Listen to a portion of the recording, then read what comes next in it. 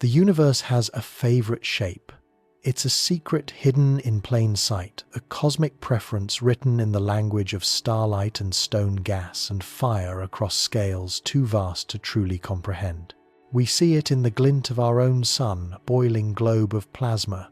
We feel it in the gentle curve of our own world's horizon, the subtle arc that proves we live upon a great sphere. Look anywhere that truly matters, anywhere that mass has gathered, and time has been given a chance to work its slow, patient magic. The evidence is overwhelming, an immense chorus of silent testimony. You are looking at the signature of a fundamental law, a design principle woven into the very fabric of existence. Consider the moon, our silent, pock-marked companion. It is not a jagged shard of rock, not a celestial crystal. It is an orb, a dusty pearl hanging in the blackness, its form a near-perfect globe sculpted by eons of cosmic solitude.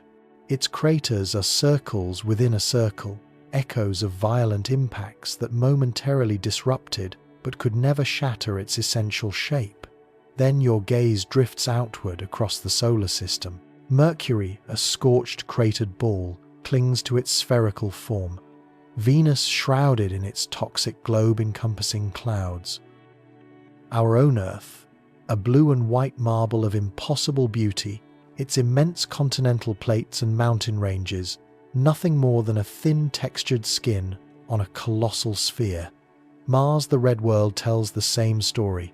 Its grand canyons and towering volcanoes are mere blemishes, superficial scars on an ancient, rounded body.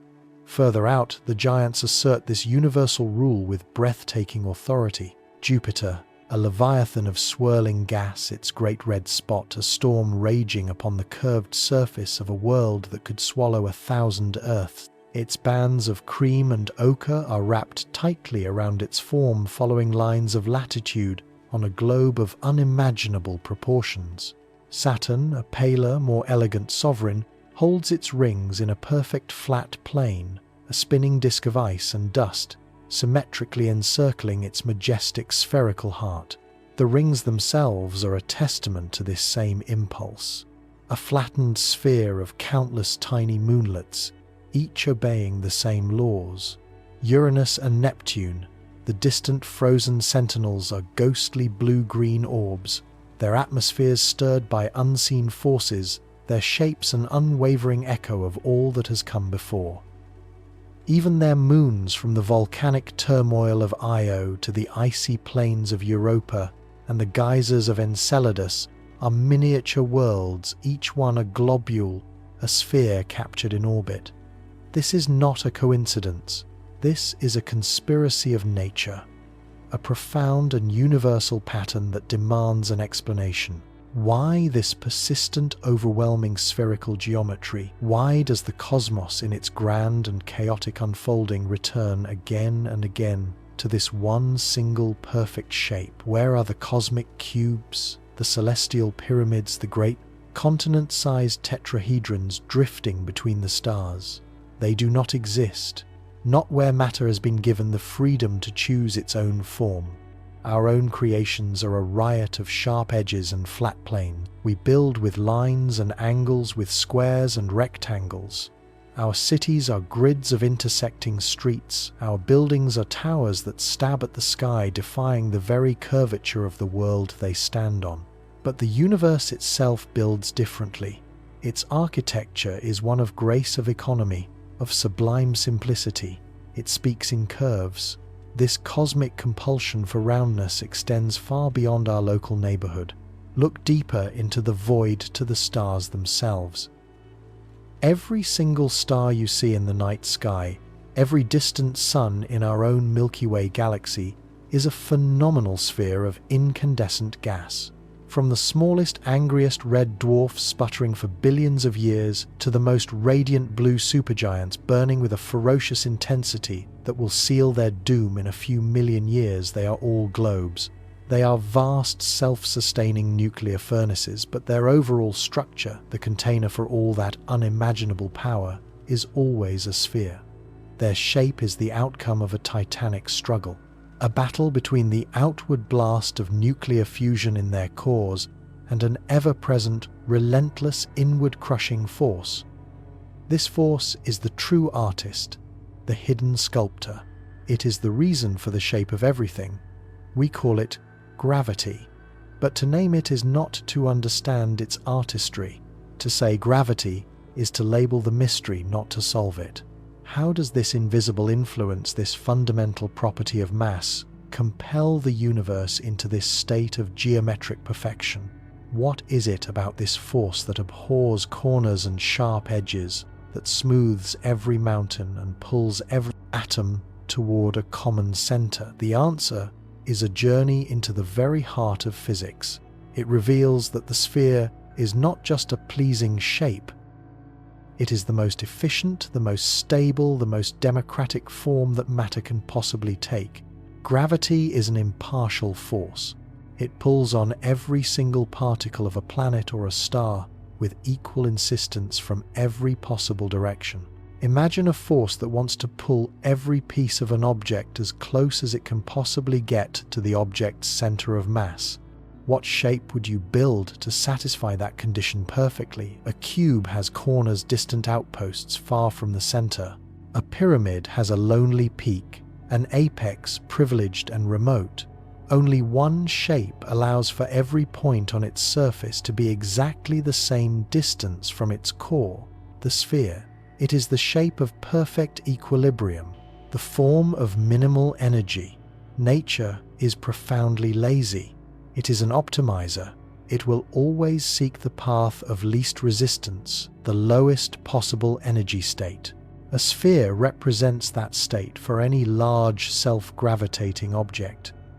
It is cosmic peace, a resolution to the chaotic pulls of matter. Any deviation, any bulge or mountain is a form of stored potential energy, a place that gravity wants to pull down to smooth over to bring closer to home. On Earth, the strength of rock can resist this pull, creating mountains. But even our mountains are temporary. Over geological time, they erode, they crumble, they are pulled back down. If our planet were made of liquid, it would form a near-perfect sphere almost instantaneously. And in the cosmos, many things are effectively liquid. A young molten planet is a fluid body.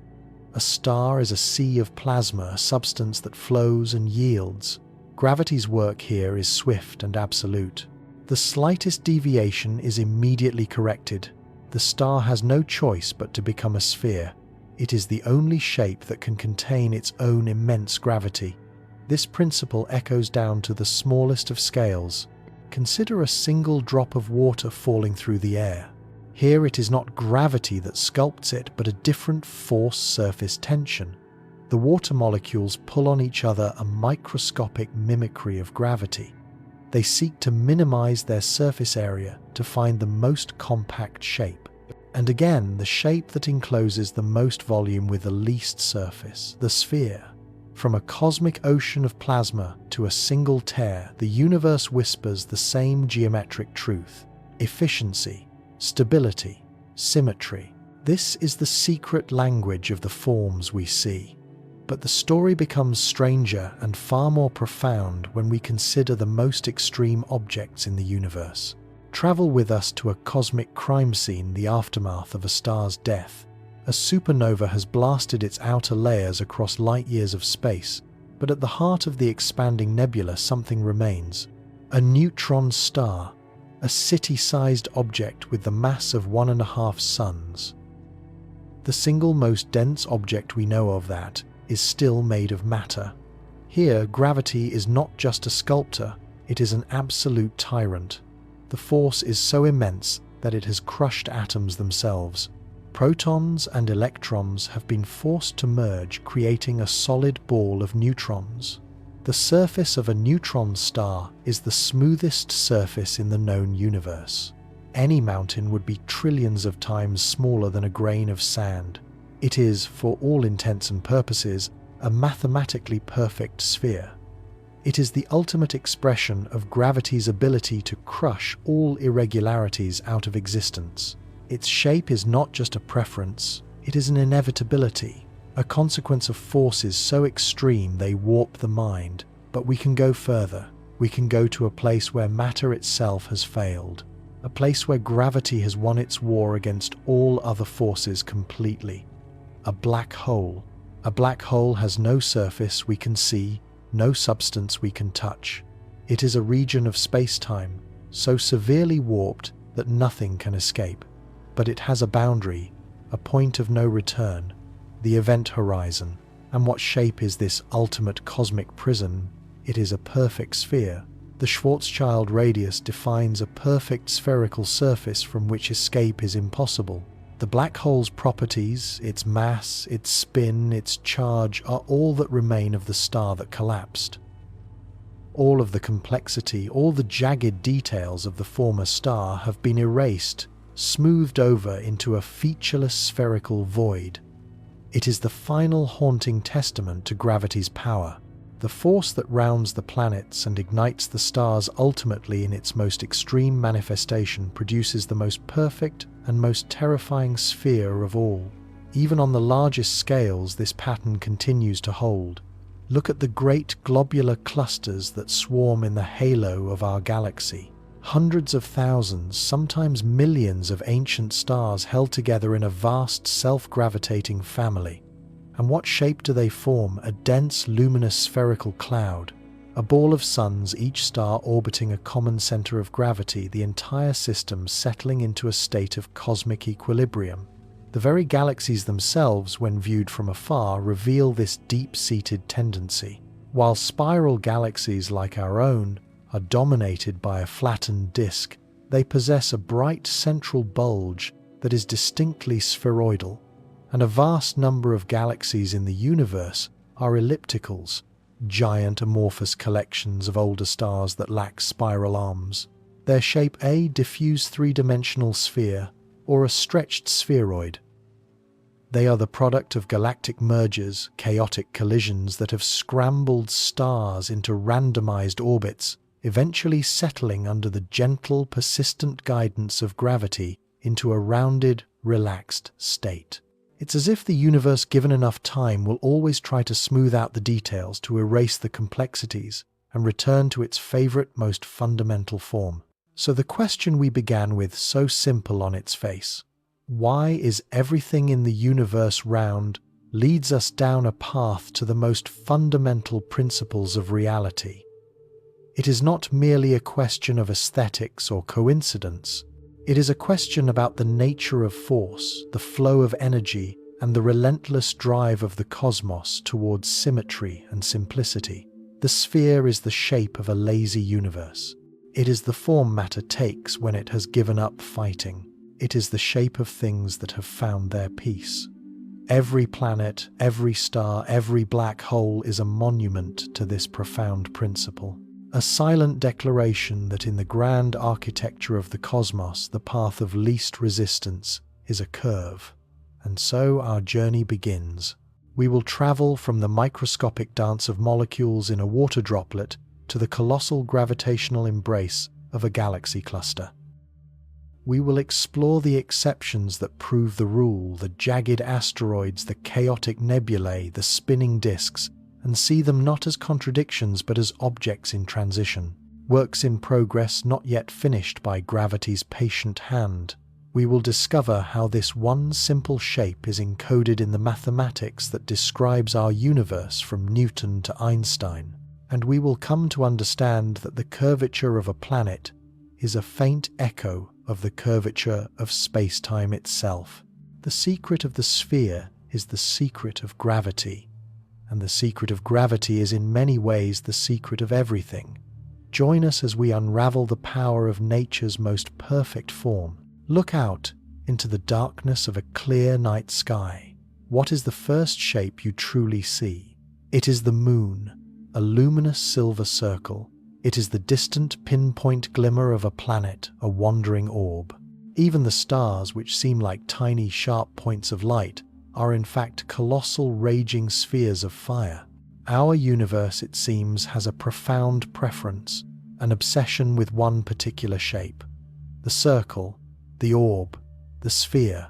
You are living on one right now, a vast, majestic globe of rock and water, and life hurtling through the immense emptiness of space. But have you ever truly stopped to ask why? Why this shape? Why not a cosmic cube or a planetary pyramid? Why, when the universe had an infinity of forms to choose from, did it settle again and again on the simple perfection of the sphere? The answer is not a coincidence. It is a conspiracy of physics orchestrated by the most powerful, most patient, and most relentless force in the cosmos, a force that is pulling on you at this very moment. The secret to the universe's favorite shape is gravity, and its story is the story of everything. To understand this cosmic preference, we must first look down, not up. We must travel back through our own history, back to a time when the world beneath our feet felt reassuringly, unmistakably flat. For our ancient ancestors, this was not a failure of imagination. It was a conclusion born from direct experience. The ground did not curve. The horizon was a straight line. To them, the Earth was a vast, sprawling disk, perhaps resting on the back of a cosmic turtle or floating in an endless celestial ocean. The heavens were a dome, a separate realm where the gods had placed the sun, moon, and stars as celestial ornaments. The idea of a spherical world was nonsensical. If the Earth were a ball, what would prevent people on the bottom from simply falling off into the abyss? It was a perfectly reasonable question based on an intimate, everyday understanding of up and down. Yet the clues were always there, hiding in plain sight. Subtle hints that the world was more than it appeared. Sailors knew that as a ship sailed away, it did not just shrink, it vanished. First the hull, then the masts sinking below the line of the horizon as if swallowed by the sea. An illusion only possible if the surface of that sea was curved. Travelers who journeyed far to the north or south noticed something equally strange. The stars overhead changed. Constellations familiar in the warm south would sink below the horizon, while new northern stars would rise to take their place. A celestial shifting that could only happen if you were moving across the surface of an immense globe. It was the ancient Greeks, with their love of logic and geometry, who first began to piece this cosmic puzzle together. Thinkers like Pythagoras, captivated by the mathematical perfection of the sphere, proposed that the Earth must also take this ideal form. For him, it was less about evidence and more about elegance. A universe created by a divine intelligence would surely embrace the most perfect of all possible shapes. But it was Aristotle, a few centuries later, who provided the first truly scientific arguments. He observed something remarkable during a lunar eclipse. As the Earth passed between the sun and the moon, it cast its shadow upon the lunar surface. And that shadow was not a straight line or an irregular blotch. It was always, without exception, a perfect circular arc. Only one shape consistently casts a circular shadow, no matter how it is turned or oriented. A sphere. The evidence was undeniable. We were living on a ball. This revelation was one of the greatest intellectual leaps in human history. The moment we understood that down was not some universal direction, but simply the direction towards the center of our own world. The final irrefutable proof, of course, would have to wait for millennia, for the age of exploration, for Ferdinand Magellan's battered, sea-weary fleet to complete the first circumnavigation of the globe. A grueling, heroic journey that physically demonstrated what the Greeks had deduced through pure reason. You could sail in one direction indefinitely, and eventually you would return to where you began. The flat map of our minds was shattered forever. We were inhabitants of a sphere, but knowing the what is not the same as understanding the why. The shape was confirmed, but the force behind it remained a ghost, an utter mystery. What colossal power could possibly be strong enough to bend an entire world of rock and ocean into a ball? The answer would come from another great mind centuries later, an Englishman contemplating a falling apple. Isaac Newton did not discover gravity. People had obviously known that things fall for all of human history. His genius was in his act of universalization. He realized that the force pulling the apple to the ground was the very same force that held the moon in orbit around the Earth. The same influence that kept the Earth tethered to the Sunday. It was everywhere. It touched everything. It was not a local phenomenon, it was a cosmic law. Gravity is the great organizer of the universe. It is a force of relentless congregation. It commands matter to come together. Imagine a vast scattered cloud of dust and gas adrift in space. Every single particle in that cloud pulls on every other particle. A trillion tiny insignificant tugs. But they all add up. Over millions of years, the cloud begins to collapse. It condenses, drawn inward by its own collective weight. And as it collapses, it pulls not toward any specific direction, but toward a single abstract location, a point known as the center of mass. This is the geometric heart of any object, the average position of all the matter that makes it up. Gravity doesn't pull down. Gravity pulls in. It pulls everything from all directions toward that central point. Think of it as a cosmic summons, an invitation to the very heart of the matter. Now imagine you have enough material, a truly colossal amount, enough to build a planet. As this material gathers, the gravitational pull becomes immense. The pressure at the center builds to unimaginable levels. Rock begins to behave less like a solid and more like a thick, viscous fluid over geological timescales. And this is the key. For an object to become a sphere, it needs to be massive enough for its own gravity to overpower the structural strength of its materials. A mountain, for example, is not round. The electromagnetic bonds holding its rock together are far stronger than the gravitational pull trying to flatten it. The mountain can resist its own weight. The same is true for smaller bodies in space, asteroids and comets. They are cosmic potatoes, cosmic pebbles, lumpy, irregular, and fascinatingly chaotic. Their gravity is too feeble to sculpt them. They are prisoners of their own material rigidity. But if you keep adding mass, you eventually cross a threshold, a point of no return. For a rocky body, this happens at a diameter of a few hundred kilometers. Beyond this magical size, self-gravity becomes the dominant force. It becomes an irresistible sculptor.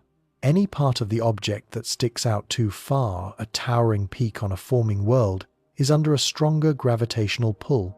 It represents a cosmic imperfection, an imbalance. Over millions of years, gravity will patiently, relentlessly pull that high point down. Any part that is a deep valley or a vast basin is too low. Material from the surrounding higher pressure regions will flow inward, pushing that low point up. It is a slow, planetary scale settling, a process of cosmic averaging. The high points are brought low and the low points are brought high. Everything is pulled as close as possible to the center of mass. And what is the one and only shape in 3 dimensions where every single point on the surface is the exact same distance from the center, a perfect sphere? It is the most efficient, most stable, most energy-minimizing shape that a massive object can possibly take. It is the shape of gravitational surrender. This grand balancing act has a name. It is called hydrostatic equilibrium. Hydro from the Greek for water, because it describes how a fluid under pressure would behave, and equilibrium meaning a state of balance. It is a celestial truce between 2 opposing forces, the relentless inward crush of gravity and the outward push of an object's own internal pressure. When these 2 forces are in perfect balance, at every point within an object, that object must become a sphere. It is an unavoidable consequence of physics. Let us return to our own world to see this principle in action. 4.5 billion years ago, the Earth was not a serene blue marble. It was a hellish, chaotic scene of cosmic construction, a maelstrom of colliding planetesimals, molten rock and searing heat. In this primordial semi-liquid state, our planet could not maintain any irregular shape for long. It was far too massive and far too hot. Gravity took hold with unimaginable force. It pulled the heavier elements like iron and nickel downward to form a dense core at the planet's center of mass. The lighter silicate rocks floated on top, forming the mantle and crust. The entire planet organized itself into concentric layers like a cosmic onion, and through this entire violent process, gravity was shaping, smoothing, and rounding the whole chaotic mass. It was pulling it into the only stable form it could possibly hold, the lowest energy state, a sphere. The Earth is round because it is massive enough for its own gravity to have forced it into that shape. It is a colossal drop of liquid rock, frozen in time and space, forever bearing the signature of the force that created it. Now look again to our celestial companion, the Moon. It is much smaller than the Earth, with only about 1/6 the gravity. Yet it too is a sphere. The reason is the same. While its gravity is weaker, it was still more than powerful enough to overcome the strength of its own rock during its formation. Born from the debris of a cataclysmic impact with the early Earth, the Moon began as a ring of molten rubble. Gravity quickly went to work gathering that debris into a single body. And as that body grew, crossing the threshold of mass, hydrostatic equilibrium took over. It pulled the young Moon into a spherical shape, a smaller, paler echo of the world it would orbit for all time. Its roundness is a testament to the fact that gravity's law is universal, applying to the great and the small alike, as long as they are great enough. But to witness the true majestic power of this shaping force, we must look to the heart of our solar system. We must look at the Sunday. The Sun is not a solid body of rock. It is a titanic ball of incandescent gas and plasma. It contains over 99% of all the mass in our solar system. Its gravity is almost beyond comprehension. Here, the principle of hydrostatic equilibrium is on full display in its most extreme and dramatic form. Gravity is trying to crush the Sunday. An unimaginable gravitational force is pulling every single particle of that star inward, trying to collapse it into a single infinitesimal point. If gravity were the only force at play, the Sun would snuff out in an instant. But there is another power at work, an equal and opposite reaction. At the star's core, the pressure and temperature are so immense that hydrogen atoms are forced to fuse together, creating helium. This is nuclear fusion, and it releases a stupendous amount of energy. This energy, in the form of radiation and heat, pushes outward. It is a constant, violent explosion trying to blow the star apart. The Sun is a battlefield, a site of the most titanic struggle in our solar system. The inward crush of gravity versus the outward explosion of nuclear fire.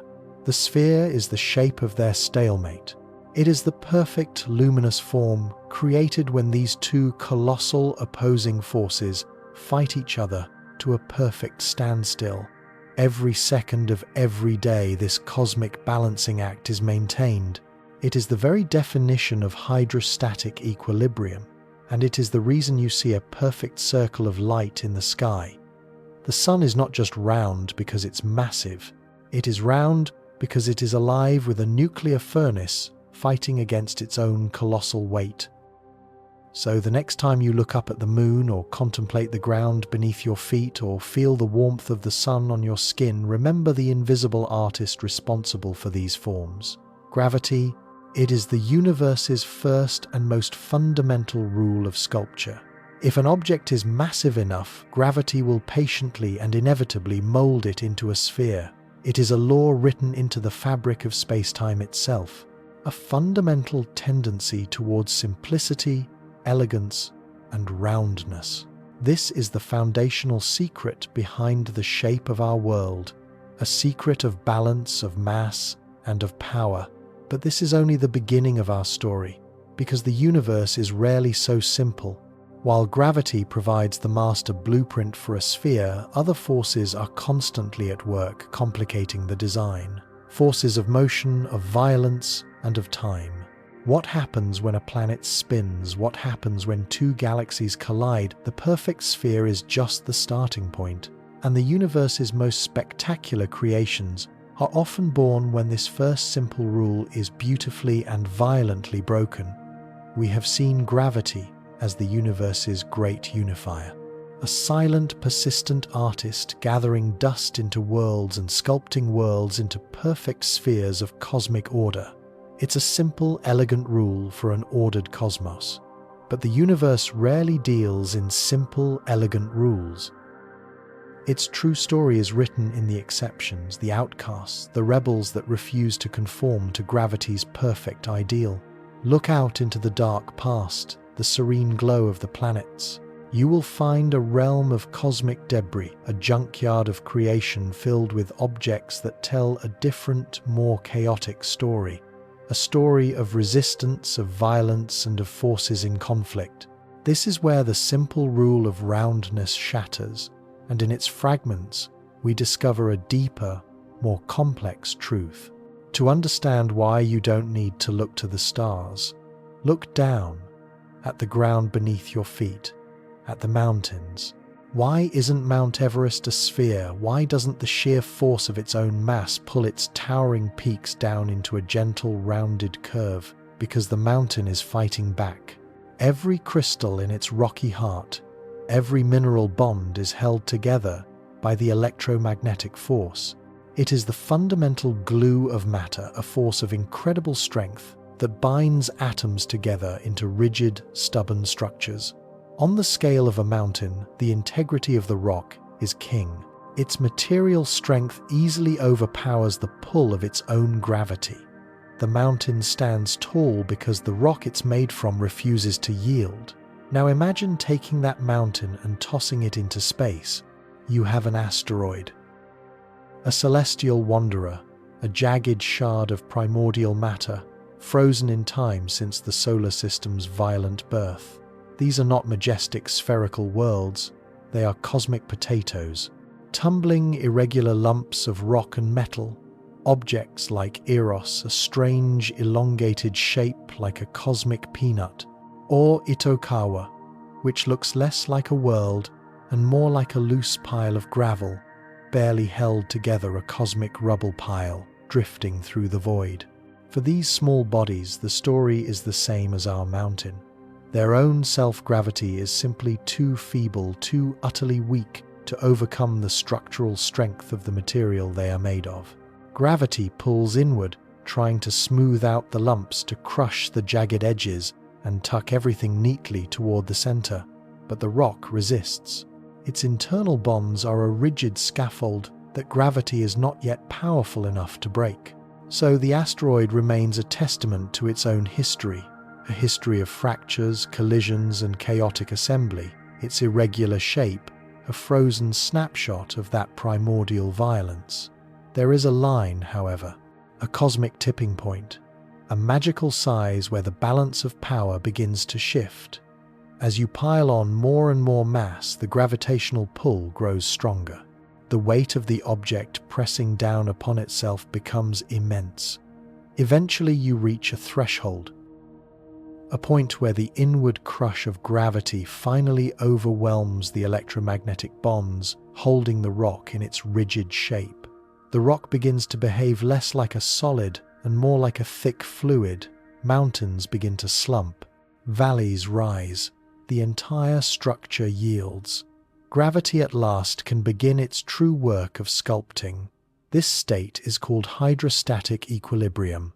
It is the moment a celestial body surrenders its jagged history and allows gravity to pull it into the most energy-efficient shape possible, a sphere. We can witness this transition in our own solar system. Journey to the asteroid belt, that vast river of rock between Mars and Jupiter. Here you will find Vesta, one of the largest asteroids. It is a lumpy, battered world, a survivor from the age of planet formation. It's big, nearly spherical, but not quite. A colossal impact basin gouged out its southern pole, leaving it scarred and distinctly non-spherical. Vesta is a world on the very edge, a protoplanet that almost made it its shape a story of arrested development. But go a little farther out, and you will meet Ceres. Ceres is different. It is the king of the asteroid belt. At nearly 1,000 kilometers across it, crossed that crucial threshold. It has enough mass, enough gravitational authority to have pulled itself into a beautifully round, spherical shape. This transformation from a lumpy asteroid to a rounded world is so profound that we give it a new name, dwarf planet. Ceres is no longer just a rock. It is a world in its own right, shaped by the same force that governs the planets and the stars. Its roundness tells us something fundamental about its nature. It hints at a dynamic interior, a separation of layers, perhaps even a hidden ocean of briny water beneath its cratered crust. The sphere is a sign of complexity, a sign of a world coming into its own. But what of even smaller, more fragile things? What of the comets, those ethereal visitors from the solar system's frozen edge? They are perhaps the most defiantly non-spherical objects of all. Often described as dirty snowballs, they are loose conglomerates, amorphous blobs of ice dust and frozen gases. Their gravity is so negligible, it's barely a factor in their structure. They are held together by the stickiness of their own ices. Consider Comet 67P visited by the Rosetta spacecraft. It isn't a sphere or even a potato, it's shaped like a rubber duck. A bizarre two-lobed object likely formed from two smaller comets that gently bumped into each other and stuck together in the deep freeze of space. Its shape is a story of gentle collision and fragile adhesion. As it nears the Sun, this shape becomes even more dynamic. The Sun's heat turns its ices directly into gas-blasting jets of material out into space, carving its surface, and perhaps one day causing the whole fragile structure to crumble apart. For a comet, its shape is not a permanent state sculpted by gravity, but a fleeting, ephemeral form dictated by ice, heat, and decay. It is a ghost in the machine. An exception that proves the rule: without sufficient mass, gravity's artistic touch is powerless. But an object's own mass is not the only character in this story. The universe is not a quiet, empty studio for gravity to work in. It is a dynamic, often violent place filled with other forces, other massive objects that can interfere with the sculpting process. Even if a world has enough mass to become round, its shape can be twisted, stretched, and broken by the influence of its neighbours. The most persistent of these external forces is the tide.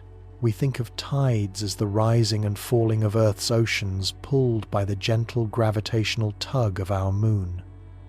But in space, tidal forces can be monstrous, world-shaping behemoths. Imagine a moon orbiting a colossal gas giant like Jupiter or Saturn. The planet's gravity doesn't pull on the moon uniformly. It pulls more strongly on the near side of the moon than it does on the far side. This differential pull creates a constant, relentless stretching force. It tries to elongate the moon to pull it apart along the line pointing to the planet. The moon is locked in a gravitational tug-of-war with itself. For a dramatic and perhaps tragic example of this cosmic strain, we need only look to the inner moon of Mars, Phobos. Phobos is a small potato-shaped rock lacking the mass to be round on its own. But its shape tells another, more terrifying story. It orbits incredibly close to Mars, so close that the red planet looms immense and overwhelming in its sky. The tidal forces from Mars are immense, constantly trying to rip Phobos asunder, and they are winning. The surface of Phobos is covered in long, parallel grooves, enormous stress fractures that scar its entire body. These are not impact craters. They are stretch marks. They are the signs of a world being slowly, inexorably torn apart. Phobos is spiraling inward, getting closer to Mars with every century. In a few tens of millions of years, it will cross a point of no return, the Roche limit, where the tidal forces of Mars will finally overwhelm the moon's own feeble gravity holding it together. It will be shredded into a cascade of dust and rock, forming a spectacular temporary ring around Mars. Its irregular shape is not just a relic of its formation, it is a live broadcast of its own impending doom, a testament to the destructive power of external gravity. But tidal forces don't just destroy, they can also create. Fly with us now to the rings of Saturn, that magnificent icy disk. Within the gaps of these rings, you will find some of the strangest moons in the entire solar system. Moons like Pan and Atlas. They are not round, they are not even potato-shaped. They look like cosmic ravioli. Small, relatively spherical bodies, but with a bizarre flying saucer-like ridge wrapped perfectly around their equators. What could possibly build such an extraordinary structure? The answer lies in their location. These tiny moons orbit inside Saturn's rings, acting as shepherd moons, using their gravity to carve out the gaps in which they live. As they orbit, they sweep up the fine, icy particles of the ring material. But they don't gather this material evenly across their surface. It accumulates preferentially along their equators, the line of fastest motion. Over millions of years, this gentle, persistent accretion has built up these spectacular equatorial ridges. Their unique shape is a direct consequence of their environment. It is a sculpture formed not just by their own self-gravity, but by the delicate dance between the moon and the rings it calls home. It is a shape born of interaction, a perfect blend of internal and external forces. Of course, the most blatant form of external influence is far less subtle. It is the raw, brute force of collision. The early solar system was not the orderly place we see today.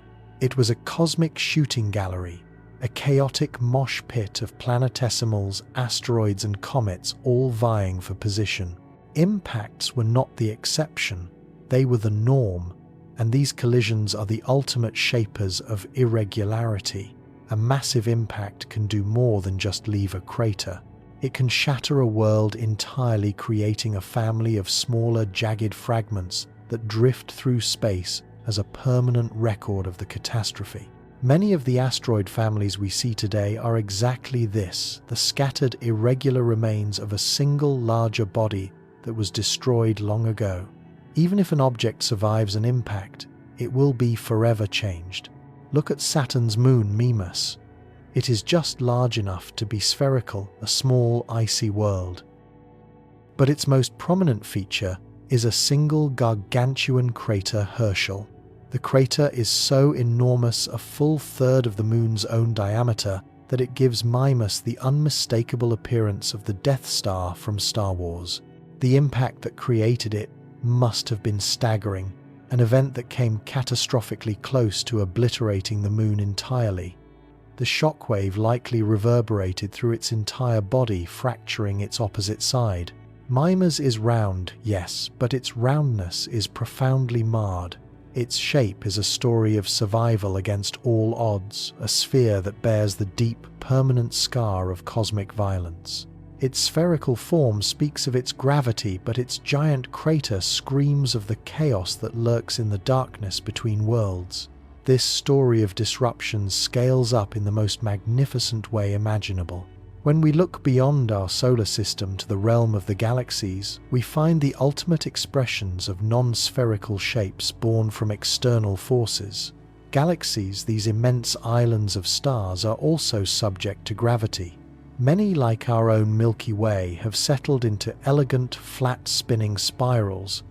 Others are vast, serene, spherical swarms of ancient stars called elliptical galaxies.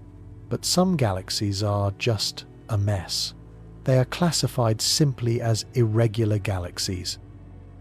They have no defined shape, no spiral arms, no central bulge. They are chaotic, beautiful splashes of light and gas against the cosmic canvas.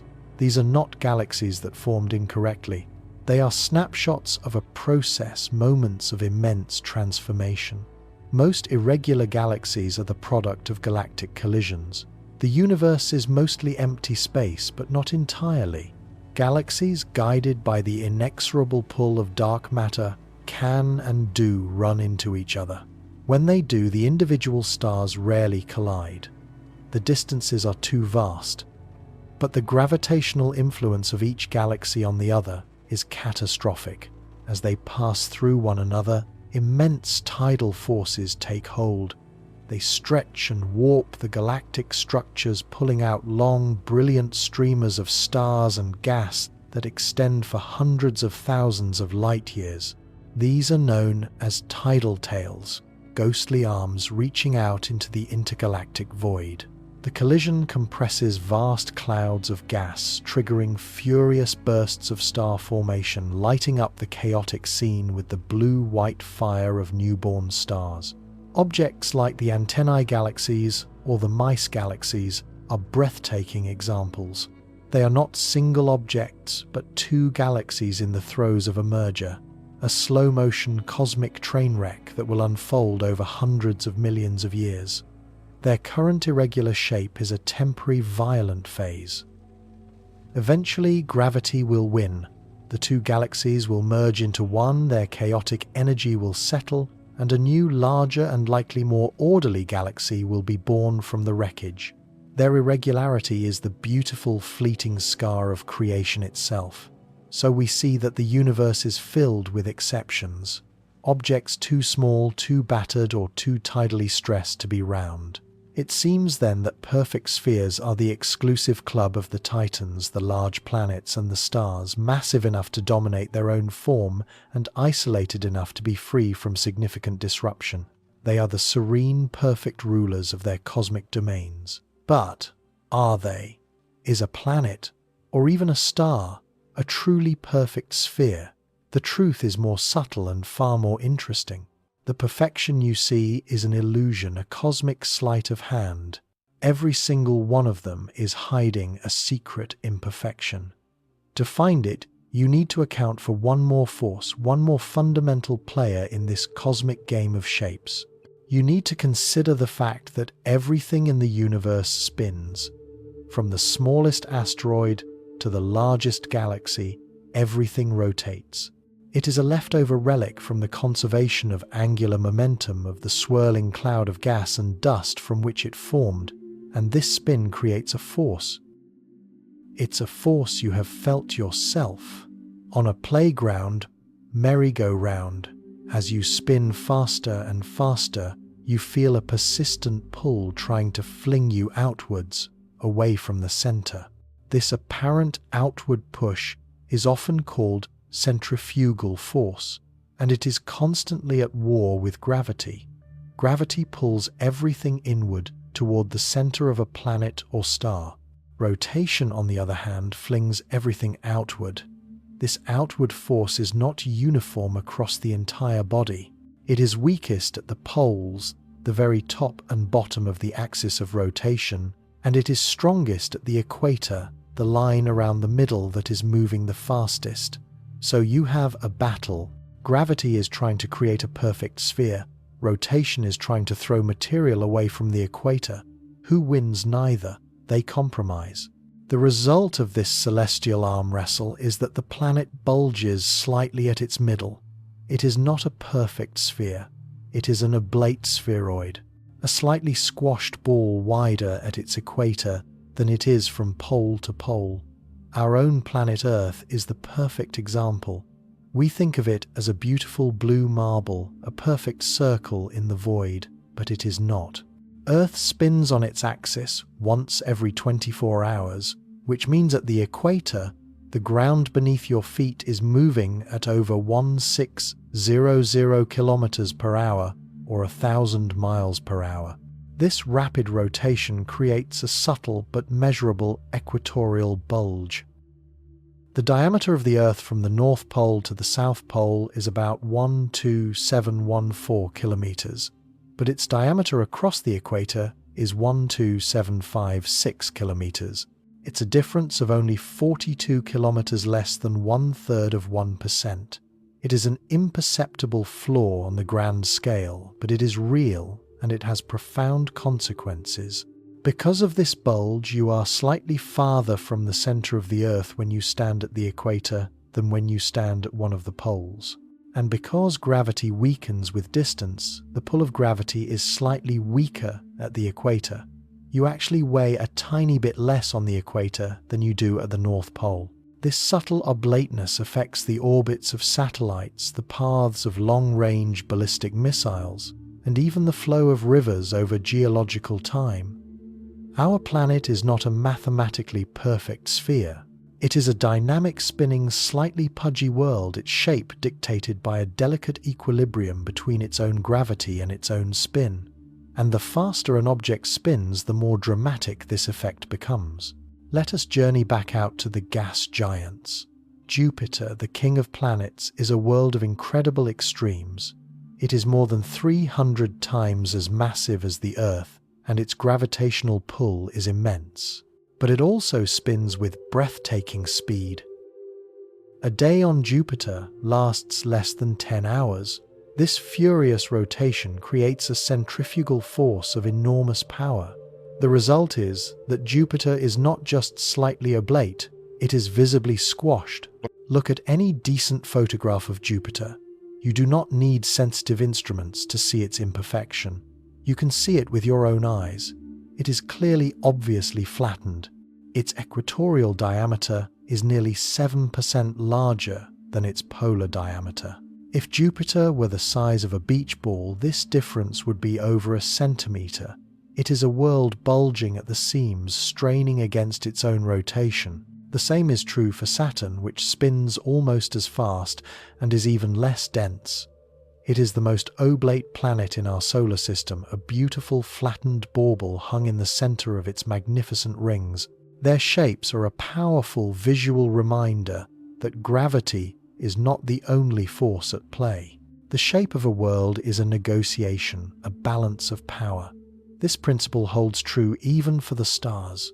Our sun rotates relatively slowly, about once every 27 days, so it is extremely close to being a perfect sphere. But other stars spin much, much faster. The star Vega, one of the brightest in our night sky, spins so rapidly once every 12.5 hours that its equator is a blistering 20% wider than the distance between its poles. Temperatures at its cooler, more distant equator are thousands of degrees lower than at its hot, compressed poles. There are even more extreme examples, stars spinning so fast they are on the verge of flying apart, their shapes distorted into dramatic, elongated forms that barely resemble a sphere at all. They are cosmic tops wound up to their breaking point, where the outward fling of rotation almost equals the inward crush of gravity. So, our simple, elegant rule has become wonderfully complicated. Gravity does indeed try to make everything round, but it is a sculptor working in a chaotic, dynamic universe. Its efforts are thwarted by the stubbornness of small rocks, interrupted by the violent pulls and shoves of neighbors, and constantly compromised by the relentless spin of its own creations. The shapes we see in the cosmos are not ideal forms. They are artifacts. They are stories. An asteroid's jagged profile tells a tale of ancient collisions. A comet's bizarre form speaks of fragile ice and solar heat. A moon's elongated shape whispers of its impending tidal death. A galaxy's chaotic sprawl is the beautiful evidence of cosmic mergers. And a planet's subtle bulge reveals the secret history of its own formation, a story of spinning gas and dust. Each lump, each scar, each imperfection is a clue, a piece of a grander puzzle. We have seen how matter can be molded and broken, resisting gravity's pull or being deformed by it. But what happens when gravity becomes so immensely powerful that its pull can no longer be resisted? When it can break not just the bonds of matter, but the very fabric of space and time itself, carving a hole of perfect, terrifying roundness from which absolutely nothing, not even light, can escape. We have wandered through a celestial gallery, a museum of orbs. We have gazed upon planets, moons, and stars, all echoing a single fundamental shape. For so long we have asked the question, why? Why this universal preference for the sphere? Now the time has come to stop asking the question, and to begin understanding the answer. The secret is not hidden in some exotic corner of physics. It is the most familiar force of all.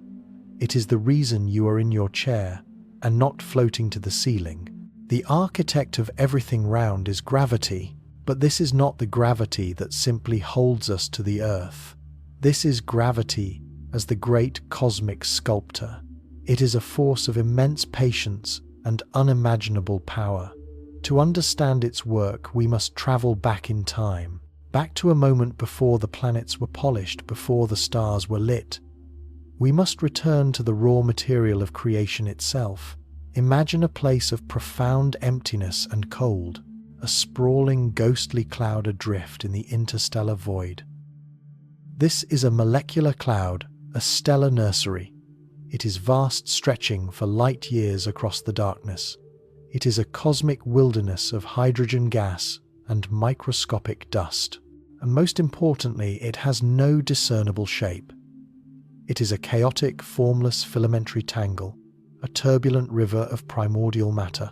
Within this colossal expanse there is no up, no down, no center. Countless atoms drift aimlessly, locked in a state of near-perfect balance. The gentle push of gas pressure from within is held in check by the sheer cold emptiness of space. For millions of years, this cosmic ghost can remain this way, a silent, waiting monument to unrealized potential. But it is not truly static. Nothing in the universe ever is. Look closer into the heart of the swirling chaos. Particles jostle and collide. Some regions, by pure random chance, become infinitesimally denser than others. Just a few more hydrogen atoms here, a slightly thicker swirl of dust there. These are imperceptible fluctuations, statistical noise in the cosmic static. To most forces they would mean nothing at all, but to gravity they are a signal, they are a starting point, a whisper in the silence. Here, in this slightly thicker patch of cosmic fog, our story begins. A single atom feels the pull of its neighbor. It is the weakest force in the universe, an almost apologetic tug, but it is persistent. It never sleeps, and it never lets go. That atom inches closer. Its own minuscule gravitational field joins with its neighbors. Their combined pull now microscopically stronger tugs on a third atom, then a fourth. This is the beginning of a process known as gravitational collapse.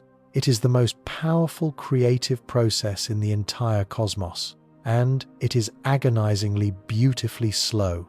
For thousands of years, the change is almost immeasurable, a gradual inward drift, a slow collective inhalation of the surrounding cloud. The denser region, this nascent seed of a star, begins to grow. As it gathers more matter, its gravitational pull intensifies. And as its pull intensifies, it gathers matter even faster.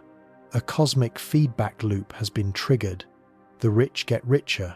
The universe it turns in has a 1%. This growing core becomes a center of mass, a point in space that is now undeniably different from its surroundings.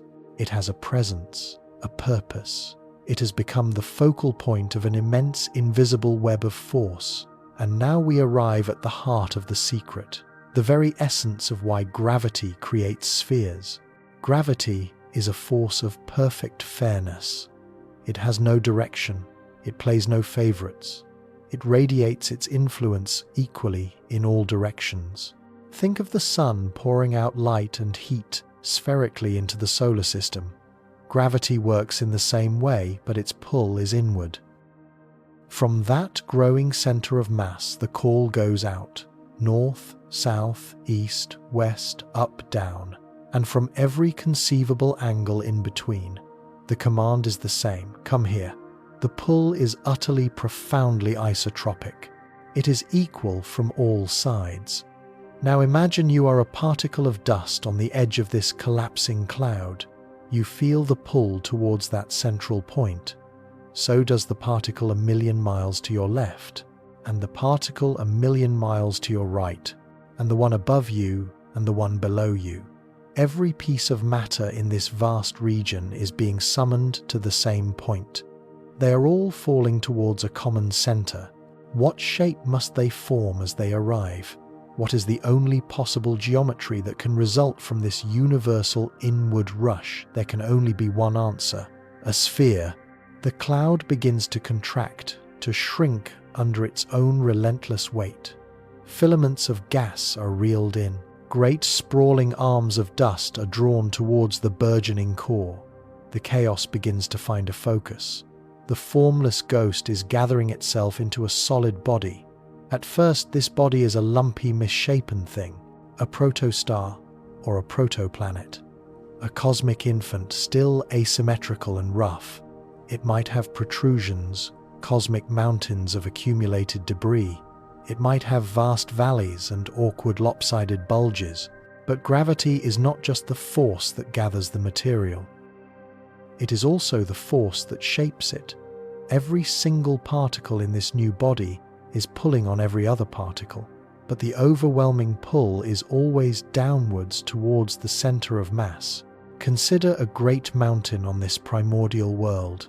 It stands tall, a temporary defiance of the governing principle, but the sheer weight of the mountain itself is immense. The rock at its base is under unimaginable pressure. Gravity is pulling that entire mountain straight down, not at an angle, straight down, towards the very heart of the object. And so, slowly, over millennia, the mountain sinks. The rock beneath it compresses, heats up, and flows like thick honey. The high places are brought low. Simultaneously, in the valleys, material is being squeezed upwards and outwards. The low places are brought high. The entire object is being kneaded by its own immense self-gravity. It is a process of cosmic chiropractic adjustment. Every lump is smoothed.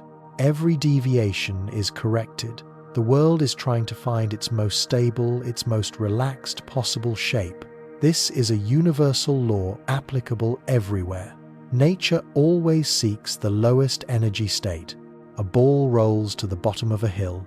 A stretched rubber band snaps back to its shortest length. A hot cup of coffee cools to room temperature. These are all systems releasing tension, seeking equilibrium and rest. For a massive, self-gravitating body, a sphere represents that ultimate state of rest.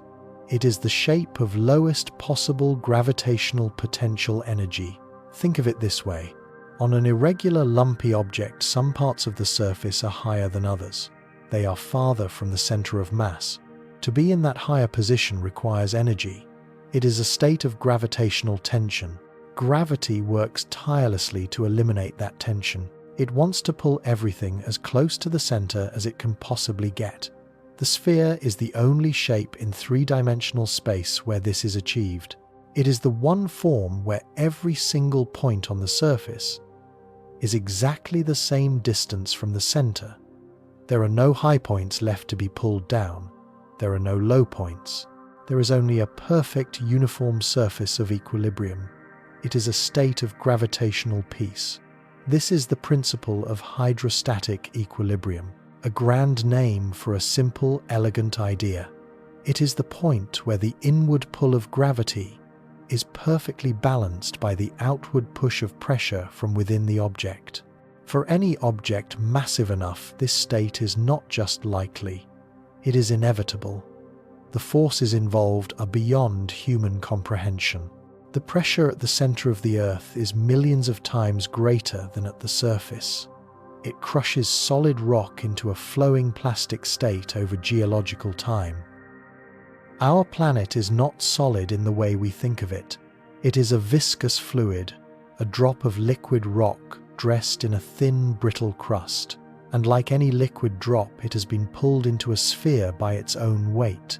The same is true for a star. As the great molecular cloud collapses, the core grows ever denser and hotter.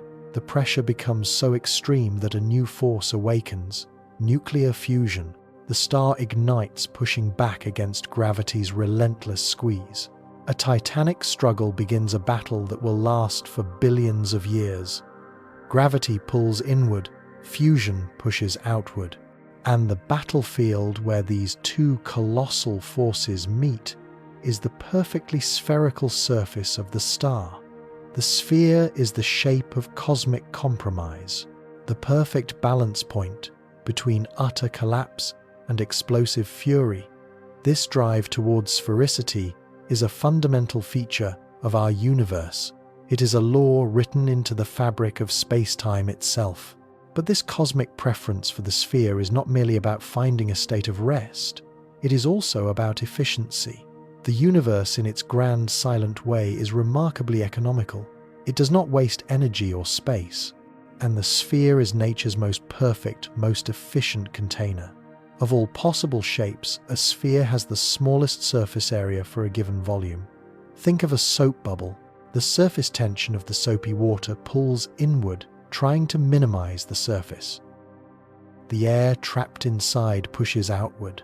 The result is a perfect shimmering sphere. Gravity on a cosmic scale acts as a kind of universal surface tension.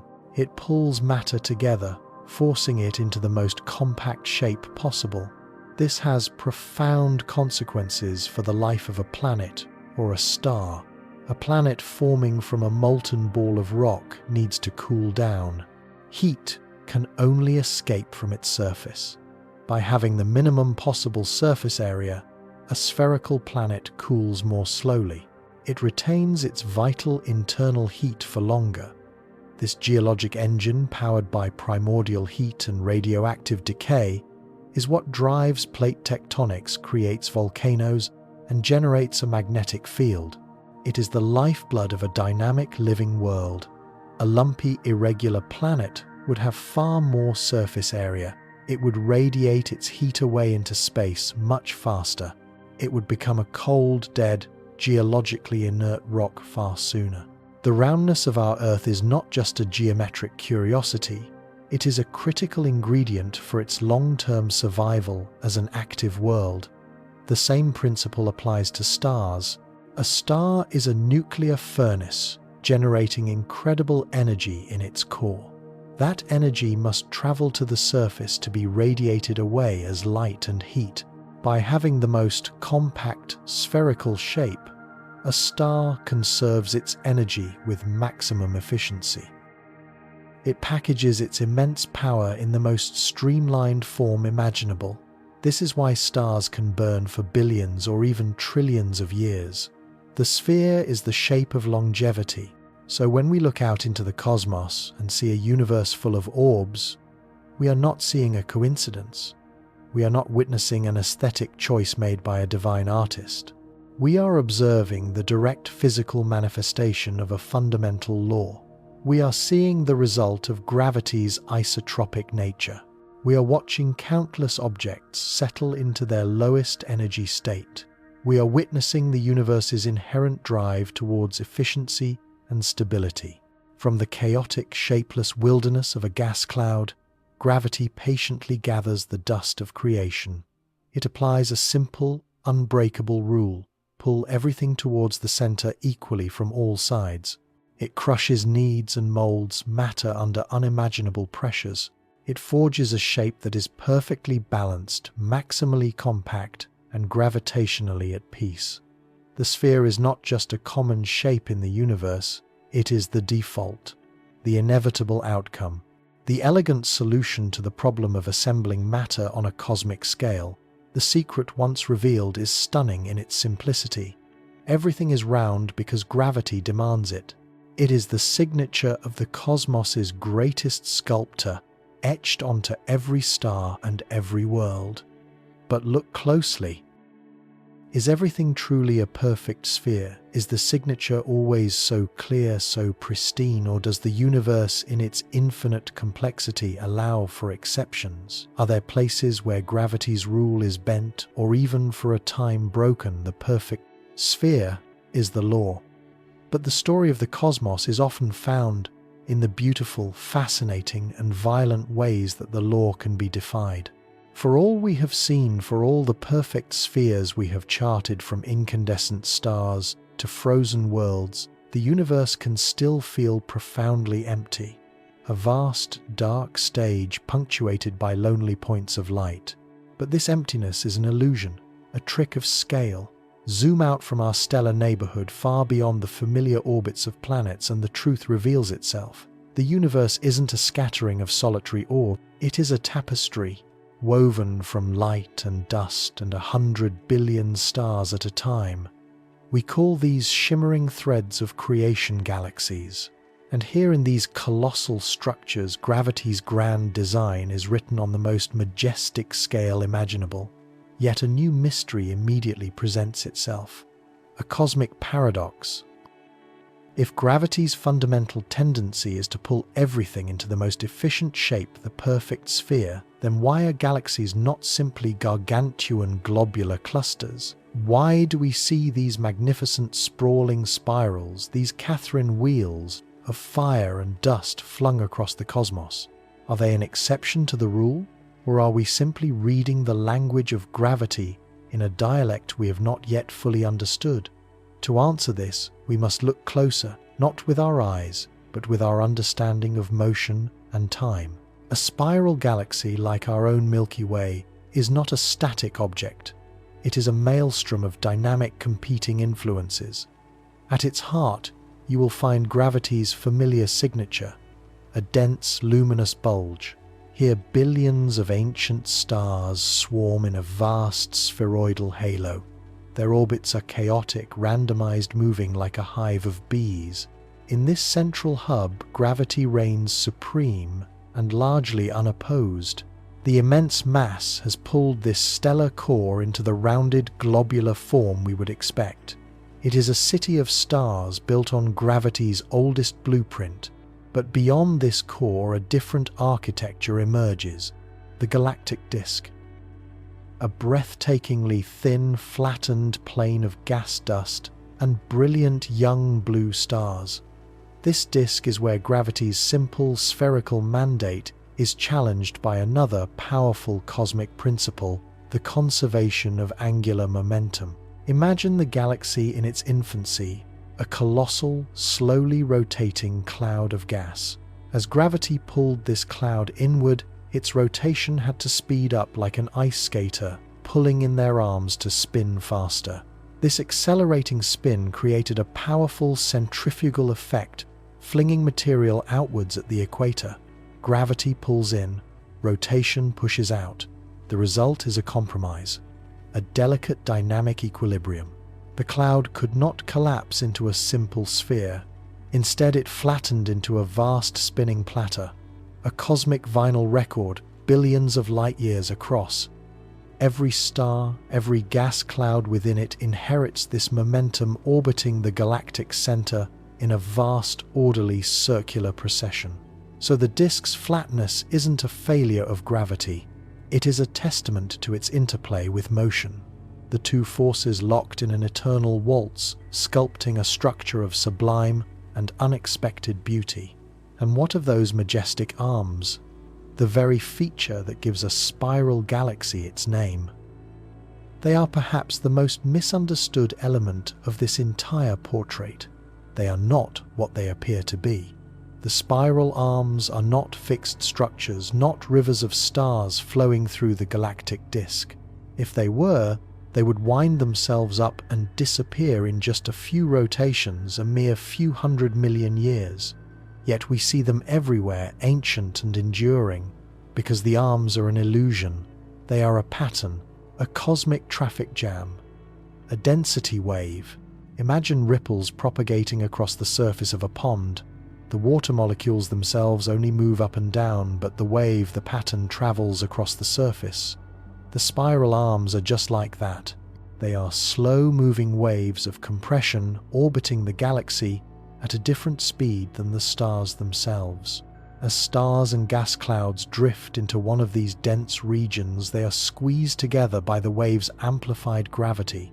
This compression triggers a furious burst of star formation. Massive, brilliant blue stars ignite in their millions. These stars are incredibly bright, but also tragically short-lived. They burn out long before they have a chance to drift out of the arm. So what we perceive as a solid spiral arm is actually just a temporary illumination, a wave of stellar birth and death sweeping through the disk. The stars themselves are merely passing through. The arm is the crest of a wave lit by the brief, brilliant lives of the cosmos's most massive suns. It is a ghost of light, a pattern of creation perpetually painted onto the spinning canvas of the galaxy. But the universe is not comprised solely of these delicate spirals. There is another form, a more primordial and perhaps more final shape, the elliptical galaxy, and in them we see gravity's rounding principle return with a vengeance. Ellipticals are cosmic leviathans, vast, featureless, three-dimensional swarms of stars. They lack the vibrant blue arms and dusty lanes of their spiral cousins. They are composed almost entirely of old red dying stars. Their shape is a simple, massive spheroid, a celestial rugby ball ranging from nearly spherical to more elongated forms. Here there is no ordered rotating disk. Stars move in all directions on hugely elongated randomized orbits. They plunge through the galactic core and soar out to the halo, their paths dictated by the smoothed-out average gravity of the billion other stars in their shared home. This form, this chaotic yet stable sphere of stars, is a vision of the universe's deep future. Elliptical galaxies are believed to be the product of cosmic violence, the aftermath of galactic collisions. When two spiral galaxies like our Milky Way and Andromeda are drawn together by their mutual gravitational pull, they don't simply crash, they merge. Over hundreds of millions of years they pass through one another. Tidal forces rip their delicate disks apart. The orderly circular orbits of their stars are thrown into chaos. The vast reserves of gas are compressed, triggering a galaxy-wide firestorm of star formation that quickly uses up all the fuel. The result of this cataclysm is a single larger galaxy. The ordered rotation is gone, replaced by the randomized orbits of a newly unified stellar population. The structure settles into a stable spheroidal shape, an elliptical. Gravity has taken two complex rotating systems, and through a process of chaotic mixing, has smoothed them into a single more fundamental form. It is gravity's patient work erasing complexity over cosmic eons. In the grand architecture of the cosmos, we see a narrative arc, from the flattened disk born of rotation to the settled sphere born of chaos and time. Gravity is always there, the patient sculptor waiting for motion to subside, for chaos to settle, so it can once again pull everything back towards its preferred state, the sphere. For centuries, this understanding of gravity as a cosmic pull, a force reaching across the void, has served us well. It was Isaac Newton's monumental gift to science, a set of rules that could predict the fall of an apple and the orbit of the moon. Newton's gravity is a force, an invisible tether connecting every object with mass to every other. It is instantaneous, acting across any distance in a moment. The sun's pull on the earth is felt right now, and, for most purposes, this vision is profoundly accurate. But as our tools of observation became more precise and our theoretical questions grew more ambitious, tiny cracks began to appear in this Newtonian foundation. One of the first clues was a small, persistent anomaly in our own solar system, the planet Mercury, the innermost world.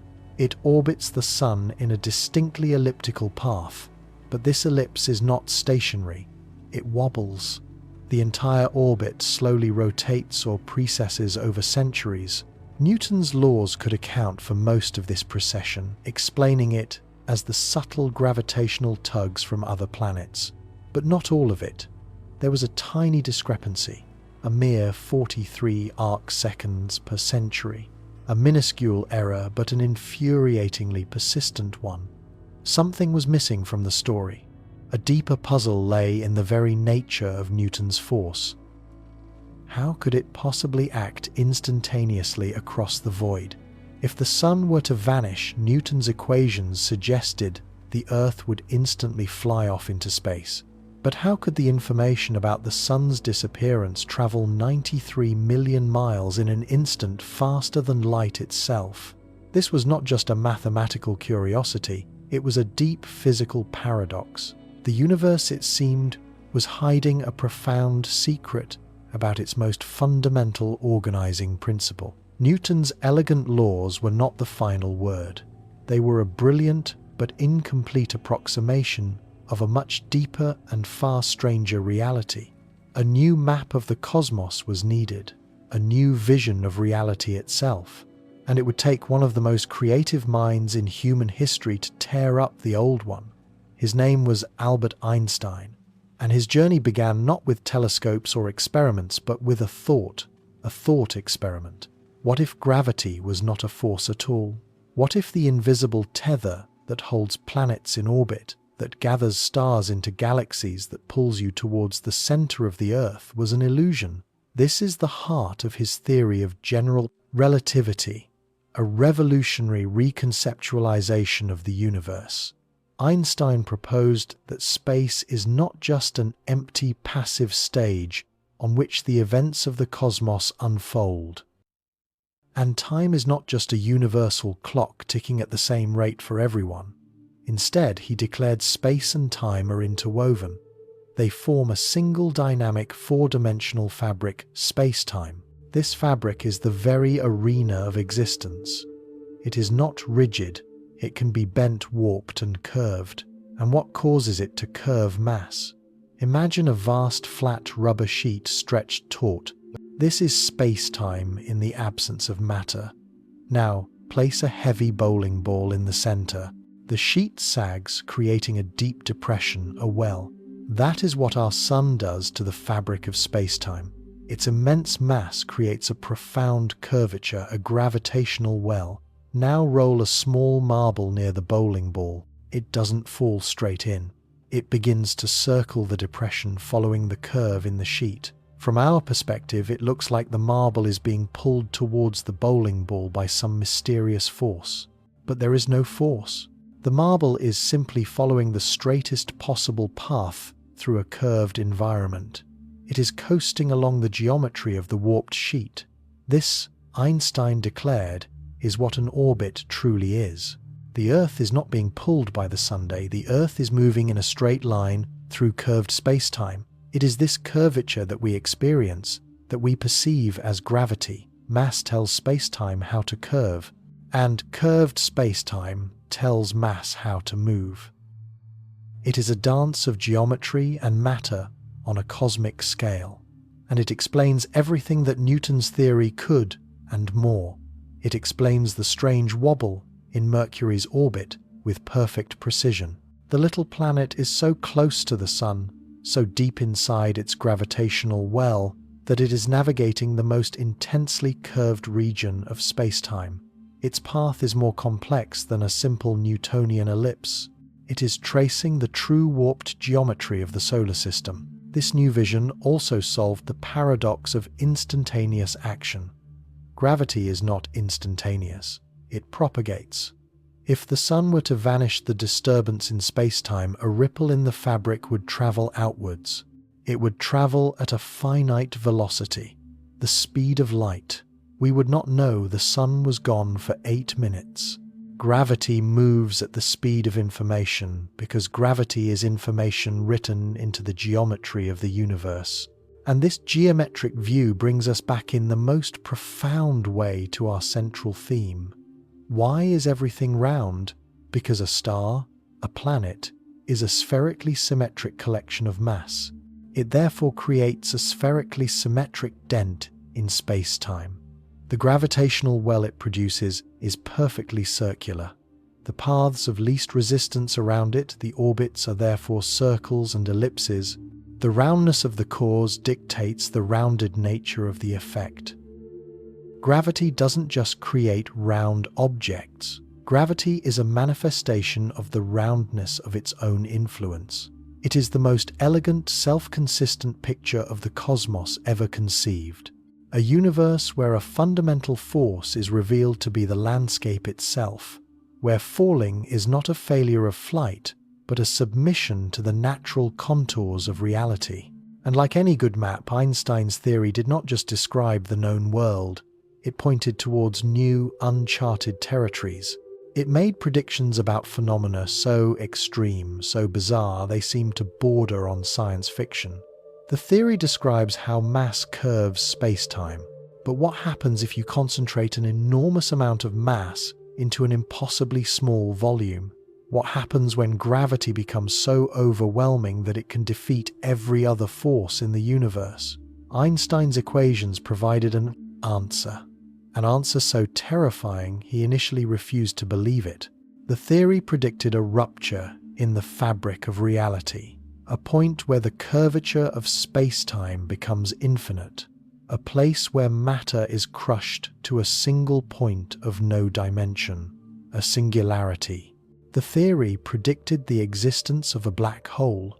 This is the ultimate expression of gravity's power, the final chilling conclusion to the life of a truly massive star.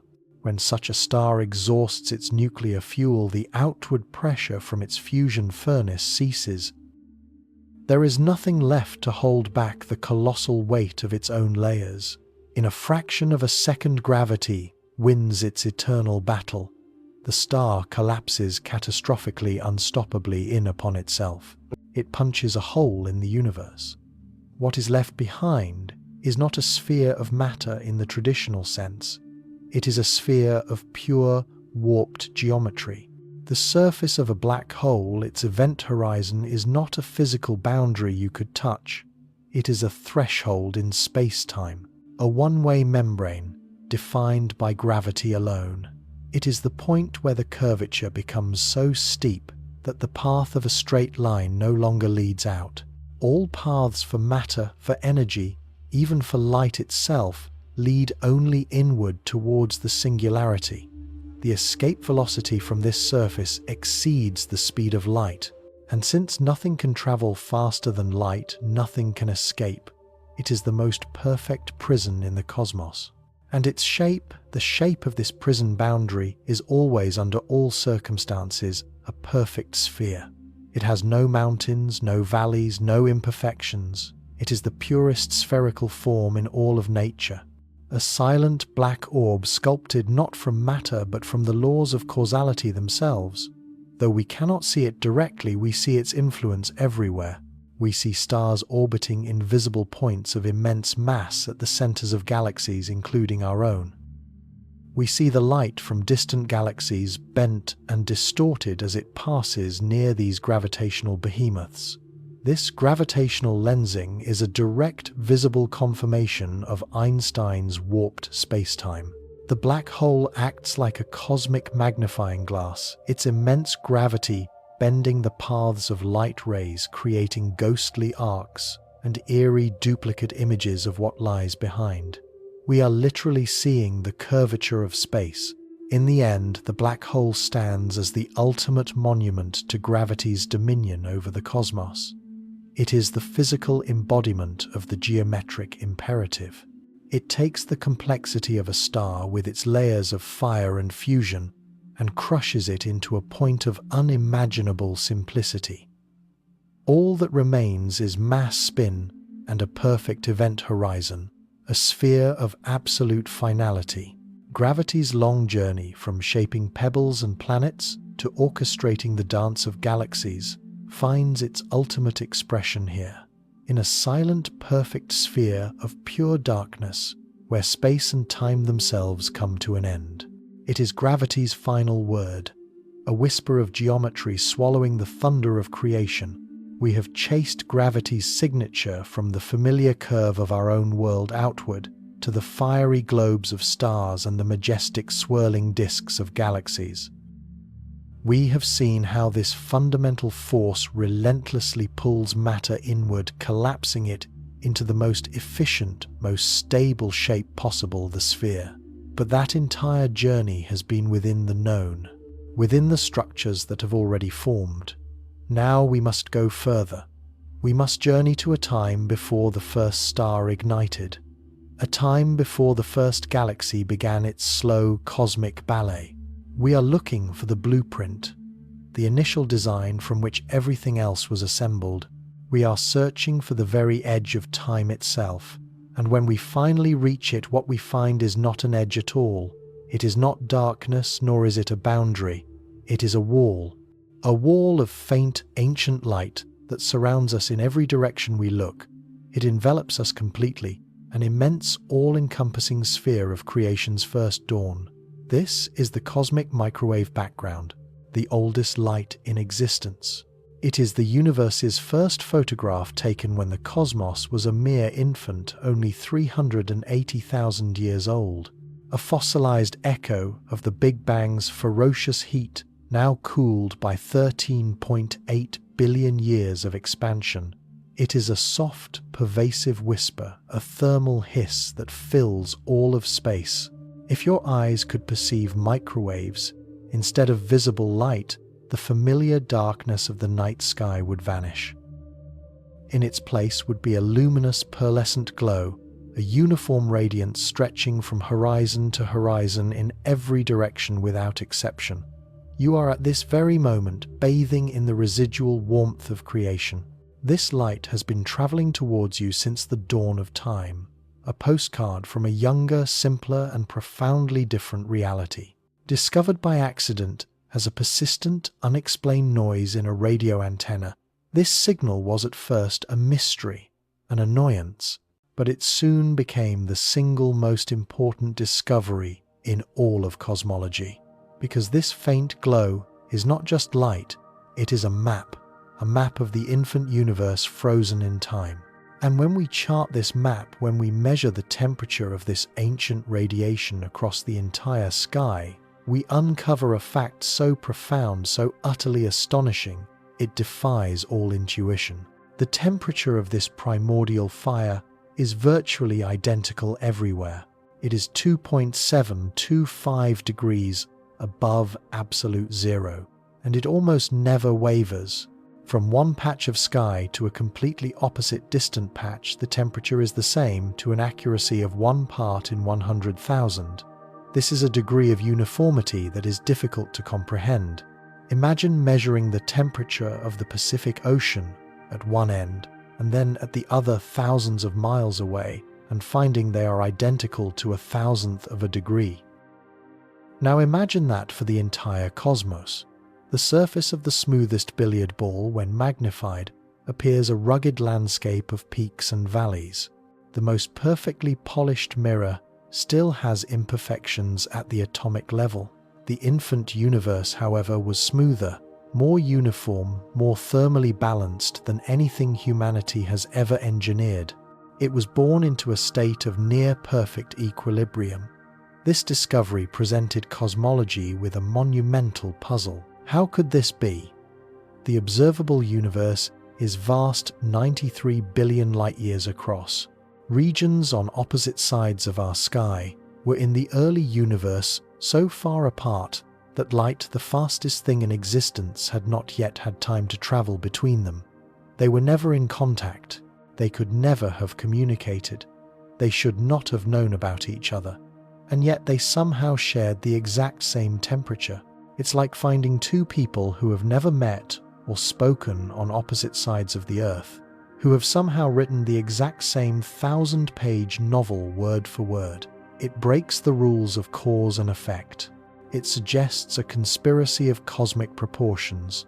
The universe began with a symmetry so profound it seems impossible. A perfect sphere of uniform heat, a state of exquisite featureless simplicity. But if the cosmos had remained in this state of perfection, nothing would exist. We would not be here. A perfectly smooth universe is a perfectly boring one. No stars, no galaxies, no life. Just an endlessly expanding, cooling, homogeneous gas. For the story of us to begin, that perfection had to be broken. And so we look closer. We build instruments of astonishing sensitivity like the Planck Space Telescope to scrutinize this ancient light with unprecedented precision. We dial up the contrast on our cosmic photograph, turning minuscule variations into a vibrant panorama of color. And there, hidden within the overwhelming uniformity, we find them. Tiny, almost imperceptible fluctuations, subtle ripples in the fabric of that primordial fire. These are not mistakes. They are not noise in the data. They are the most important features in the entire universe. These faint smudges of slightly warmer and slightly cooler regions, differing by only a few millionths of a degree, are the seeds of everything that would ever come to be. They are the original text of the cosmic story. The slightly hotter, redder spots on our map represent areas where the primordial plasma was infinitesimally less dense. The slightly cooler, bluer spots are where it was infinitesimally more dense. These were the first structures in existence, the ghost of a structure yet to come, and this is where gravity, the silent architect, begins its work. In the vast, smooth ocean of the infant cosmos, these tiny pockets of higher density were all it needed. They were microscopic anchors for its inexorable pull. The force of attraction began to work on these minute imbalances patiently, silently, over hundreds of millions of years.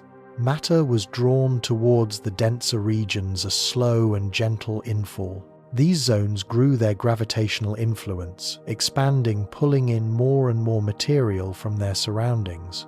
The empty spaces, the slightly less dense regions, became emptier, still their substance stolen to feed the growing gravitational seeds.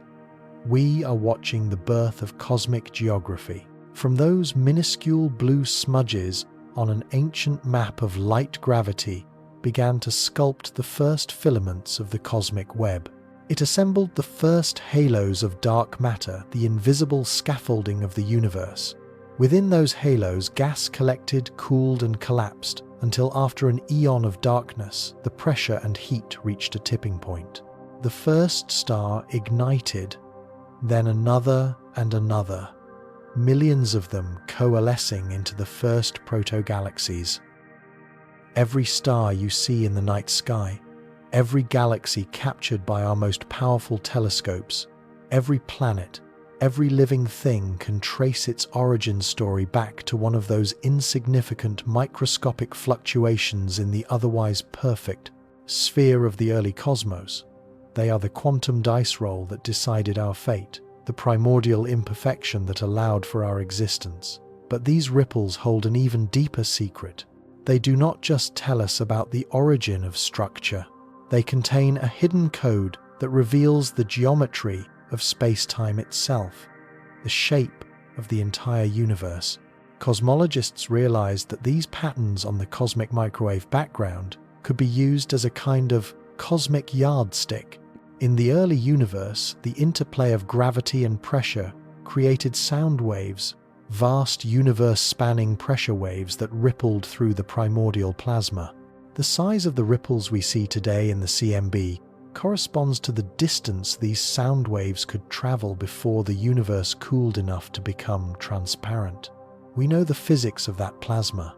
We can calculate with incredible precision how large those ripples should have been back then, so we have a ruler of a known length left over from the dawn of time. All we have to do is look at the sky and measure how large that ruler appears to us now 13.8 billion years later. This single measurement allows us to answer one of the oldest and most profound questions ever asked. What is the shape of the entire cosmos? According to Einstein's theory of general relativity, mass, and energy curve, the fabric of space-time, the total amount of stuff in the universe dictates its overall curvature. There are three fundamental possibilities for its geometry.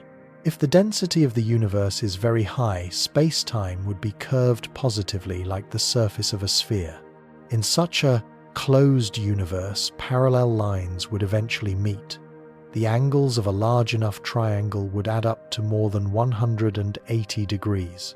And gravity would be so strong that the universe's expansion would one day halt and reverse into a cataclysmic Big Crunch. If the density of the universe is very low, space-time would be curved negatively like the surface of a saddle. In this open universe, parallel lines would diverge, flying away from each other. The angles of a triangle would sum to less than 180 degrees. Gravity would be too weak to stop the expansion, which would accelerate forever in a big freeze. But there is a third option, a breathtakingly precise knife-edge possibility. If the density of the cosmos is exactly at a specific critical value, the universe would have no overall curvature.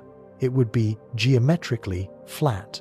In a flat universe, parallel lines remain parallel forever. The angles of any triangle, no matter how vast, will always add up to exactly 180 degrees, just as you were taught in school. Here, gravity is perfectly, exquisitely balanced against the expansion. The universe will expand forever, but always slowing, never quite collapsing, never flying apart uncontrollably. It is the most elegant, most symmetrical solution, and it is the one our cosmic ruler points to.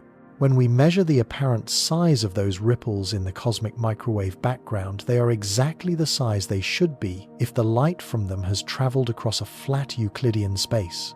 There is no discernible distortion, no cosmic lensing. The geometry of the cosmos, on the grandest scale we can perceive, is flat.